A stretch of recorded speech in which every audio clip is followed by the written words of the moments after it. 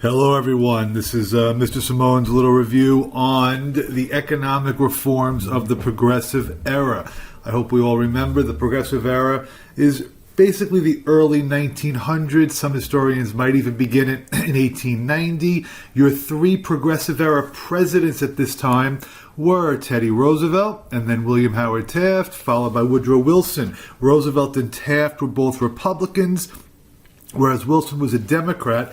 But at this time, the progressives really were all focused on using the government to reform society. The basic definition of this progressive era is a movement where they were trying to address the problems that were created during the Gilded Age. And in order to really understand the progressive era well, I hope we all remember that the foundation really took place earlier with the rise of the Populist Party. This man here is William Jennings Bryan, who at the age of 36 ran for president. He ran on the Free Silver platform as a Democrat, and then the Populists embraced his candidacy. He lost that 1896 election to William Jennings Bryan. Down here is that famous Cross of Gold political cartoon for the speech that he gave at the 1896 convention. And if it weren't for the role of muckrakers, we would probably have taken a longer time to address these problems. These three people here, Upton Sinclair, Jacob Riis, and Ida Tarbell, are some of the more well-known of the muckrakers. The book The Jungle exposed all of the problems in the meatpacking industry. Jacob Riis's book How the Other Half Lives focused on the poor living conditions in the tenements in many of the cities. And Ida Tarbell's book exposed the corruption of John D. Rockefeller's Standard Oil Company. But now let's get to the actual progressive era, and we will start with President Roosevelt, Theodore Roosevelt that is, who became president following the assassination of William McKinley.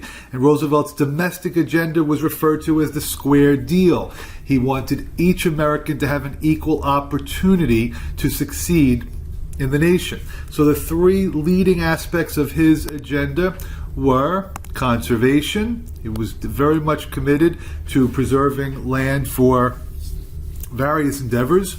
He was committed to protecting the consumer, and he will get the reputation as a trust buster. Up here, remember, he referred to having the presidency become a bully pulpit. He had the opportunity to have tremendous influence in the country. And this little cartoon, which I'm not sure if you can all see, he actually called for healthcare reform over 100 years ago. He's probably the earliest president to actually encourage, I could say, socialized medicine, but he definitely was looking for greater reform in that area.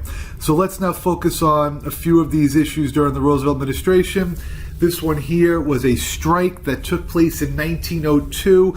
Over 150,000 miners, coal miners, mostly in Pennsylvania, went on strike as winter was approaching. And if you remember, during the Gilded Age, there was a President Grover Cleveland who forced the Pullman strike workers to go back on the job without getting any concessions. That was during the Gilded Age, when the government seemed to be more on the side of big business. This strike, on the other hand, was slightly different. Teddy Roosevelt demanded that each side of the conflict, the owners of the mines and the union leaders, come to the White House and settle this strike. Had they not settled it, he threatened to take over the mines. The reason being is because the people would demand heat as the winter was coming. And he was much more in favor of providing for the people than probably previous presidents at this time. I don't want you to think that he completely sided with the labor unions, but they did get considerable benefits. As far as the consumer protection, as a result of that book, The Jungle, the Meat Inspection Act was passed by Congress, as was the Pure Food and Drug Act. But again, notice the year of this. This was during Roosevelt's second term in office. Just to give you an example, that it does take time for legislation to pass. And then the third area of Roosevelt's reform, economic reform that is, definitely committed to conservation efforts, set aside over 100 million acres for forests. He was very committed to national parks. He created this irrigation project throughout the West. And down here, for those of you that, a couple of you are doing your research paper on environmental causes, this guy, John Muir, he was on the AP exam the first time they rewrote the AP exam. And he was a leading environmentalist of this time, responsible for many of our national parks. I do understand that Teddy Roosevelt was a hunter. Sometimes kids think that's a contradiction, but he was fully committed to conserving as much of our environment as possible. And the last part for Teddy Roosevelt was his reputation as a trust buster. I know many of you remember this cartoon from 8th grade, which is great. It's good that you can distinguish between the bad trusts and the good trusts. Roosevelt was committed to breaking up any trust. And remember, at this time, we're really talking about monopolies where there was no competition and it was harming the people. So if the trust was not in the interest of society, those are the ones he wants to break up. He absolutely gets this reputation of being the trust buster, but in terms of numbers, there will be a president after him who will break up far more trusts. And who is that president after him? It is William Howard Taft.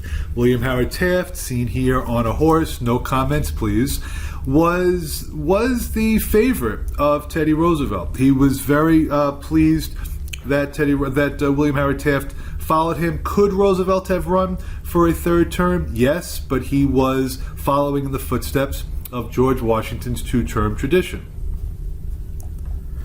Taft was victorious in the election of 1908. He had actually defeated William Jennings Bryan, who was running for a third time. And Roosevelt, who was going to travel, I believe he was in Africa for part of this term, was very pleased with Taft's election, believing that he would continue the progressive agenda that Roosevelt started. And in many ways he did. Taft actually brought up twice as many antitrust suits as Roosevelt did in half the time. Under Taft's presidency, Rockefeller's company, the Standard Oil Company, was broken up. I'm sure you've heard of Mobil and Exxon and Chevron and Shell. All those companies, gas companies, developed after the Supreme Court forced Rockefeller's company to break up. So in that respect, Roosevelt was pleased. However, when Taft went after U.S. Steel, which Roosevelt did not view as a bad trust, this made Roosevelt a little bit leery about Taft's work. Then there were two issues that really cemented Roosevelt's displeasure with Taft. Number one was the passage of the Payne-Aldrich tariff. This was one of the higher tariff rates in American history, and progressives believed that it was not in the interest of the people. They actually believed that it was going to favor big business. So that decision by Taft to sign that tariff, even though he said he wouldn't, was one of the reasons why Roosevelt was disappointed. The second reason, probably more personal, was the Ballinger-Pinchot affair. And this event, or this conflict, involved the head of the Forest Service, who was Gifford Pinchot, who was very good friends with Roosevelt. And then the Secretary of the Interior, Richard Ballinger, a position that is responsible for all of the public land that the government owns, a position that may, by the way, be headed by Sarah Palin in the next administration. Richard Ballinger was criticized by Gifford Pinchot. And because of that criticism, Taft fired Pinchot as the head of the Forest Service. So this angered Roosevelt greatly. So those two issues, and there's another one involving the Speaker of the House, Joe Cannon, which I can, if you want, I can share with that one in class, really agitated Roosevelt. And because of this, Roosevelt decides that he's coming back into back into the limelight, and is going to run for president in what I think is one of the most historic elections in presidential history. In 1912, these four people all ran for president. Now, let me break this down for you. Woodrow Wilson who was governor of New Jersey, who was actually president of Princeton University for a while, will be the Democratic Party candidate. The Republicans had a very difficult decision. They have William Taft, the current president, and Roosevelt, the former president. And in the primary season, the people selected Taft. Roosevelt did not want to give up. So he created his own party, which will be called the Progressive Party, but some of you might know it as the Bull Moose Party. He described himself as being as strong as a bull moose. So you could either call it the Progressive or the Bull Moose Party. And then we have a fourth candidate who was Eugene V. Debs, who you may recall was one of the leading socialists of the time, led the Pullman strike and ran under the Socialist Party ticket. So here are your results for this election. Woodrow Wilson appears to have won in a landslide, 435 electoral votes to 88 for Roosevelt and only 8 for Taft. First, before we break down these election results, I would like you to know, I think I shared this book with you, by the way, that was in class. This book is very interesting about the election. This guy right here is John Schrank. And I have a feeling a lot of you do not know who John Schrank was. But I'm here to tell you that he was a 36-year-old from New York who, 1 month before the election of 1912, went to Milwaukee, where Theodore Roosevelt was planning on giving a speech, and shot him.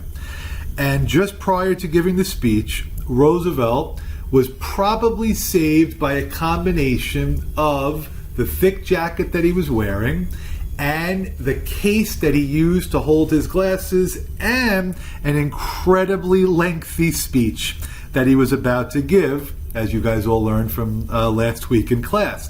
So those three things may have deflected the bullet a little bit, but the bullet was still lodged in him. And he's in Milwaukee, and he begins his speech. That's right, he did give his speech even after being shot, by saying to the public, I'm not sure if you've heard, but I was just shot. Of course, I just paraphrased that. And then gave what was an abbreviated version of his speech. This man, John Schrank, obviously was arrested and spent the rest of his life in jail. There's more about him. If you're interested, I can share it with you in class. I would think, looking back, that this would have helped get Roosevelt more support, but obviously not enough. So Wilson wins the election. What I want you to know about these results is that it looks like it's a landslide for Wilson. However, if Roosevelt and Taft did not divide up the Republican vote, and only one of them ran, the other probably, that person would have won the presidency. If you look at the state-by-state results, there were enough Republican votes there to win, but dividing up the vote hurt them and led to Wilson being president. And for our last slide, what are Wilson's contributions here? Well, the most important one, as you can see on this slide, is the creation of the Federal Reserve. So this will be in 1913, at the very beginning. Our banking system, the Federal Reserve today, was created. And if you take out a dollar bill, you will notice, if it's an older dollar bill, that there's a city in the seal. I think it's in the bottom left corner. It might be Boston, New York, Philadelphia. That is because San Francisco, Kansas City, Dallas. That is because we have 12 regional banks that make up our Federal Reserve. And if you're asking, well, what does the Federal Reserve do? Well, it's complicated, but mostly it regulates the money supply and it determines interest rates. I would say those are the two key roles of the Federal Reserve today. Then you might be saying, well, who is this lady? Well, she's probably the most powerful person in the world. That is Janet Yellen, who is the current chairman of the Federal Reserve. The Federal Reserve position has a salary of $201,000 a year, and a full term is 14 years. So we try to make the Federal Reserve a non-partisan political position. I don't know if we always succeed in that. There are some people who would like to end the Federal Reserve. There are some people that actually believe that it is the largest counterfeiting agency in the United States. The Federal Reserve has the ability to print money. When you take economics, either in high school or in college, you will learn far more about the role of the Federal Reserve. If you're interested, of course, I can teach you more as the year goes on. The other economic achievements of the Wilson administration, we did go over. 16th Amendment is the graduated income tax. That was ratified under Wilson, although he doesn't really get credit for it. 17th Amendment is direct election of senators under Wilson as well. But the key one economically that I'd like you to know is the creation of the Federal Reserve. I tried to keep it at 10 minutes, but it's at 15. Enjoy the rest of your day, and I will see you in class.